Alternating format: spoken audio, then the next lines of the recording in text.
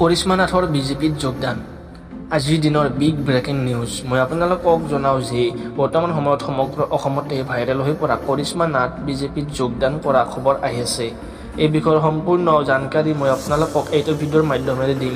কৰিশ্মা নাথে বিজেপিত যোগদান কৰাক লৈ কি মন্তব্য কৰিলে সম্পূৰ্ণ ডিটেইলছৰ লগতে কৰিশ্মা নাথৰ নিজ মুখেৰে তেওঁৰ ভাষ্য শুনাম। নমস্কাৰ বন্ধু বান্ধৱীসকল, এনি টাইম খবৰ ইউটিউব চেনেললৈ আপোনালোক সকলোকে স্বাগতম জনাইছোঁ। ভিডিঅ'টো ষ্টাৰ্ট কৰাৰ আগত এটা অনুৰোধ, যদিহে আপুনি আমাৰ চেনেলটো এতিয়ালৈ ছাবস্ক্ৰাইব কৰা নাই তেন্তে চেনেলটো ছাবস্ক্ৰাইব কৰি বেল আইকনটো প্ৰেছ কৰি থৈ দিয়ক। বন্ধু বান্ধৱীসকল, কৰিশ্মা নাথ যোৱা এমাহ দুমাহমান ধৰি সমগ্ৰ অসমতে বহু চৰ্চাৰ বিষয় হৈ আছে। তাৰ লগে লগে বহুতো বিতৰ্কতো সোমাই পৰিছে কৰিশ্মা নাথ।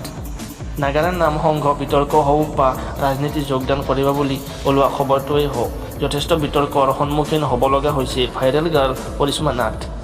এই কেইদিন কৰিশ্মা নাথ বহুতো ঠাইত নাম পৰিৱেশন কৰি থকাৰ মাজতে বহু ঠাইত বিজেপিৰ নেতা মন্ত্ৰীৰ লগতো সাক্ষাৎ হয়, ফটো উঠে আৰু তেওঁ নিজৰ ছ'চিয়েল মিডিয়াত আপলোড কৰে, যাৰ বাবে বহুতে কমেণ্ট কৰে যে কৰিশ্মা নাথ সঁচাকৈ বিজেপিত যোগদান কৰিলে নেকি।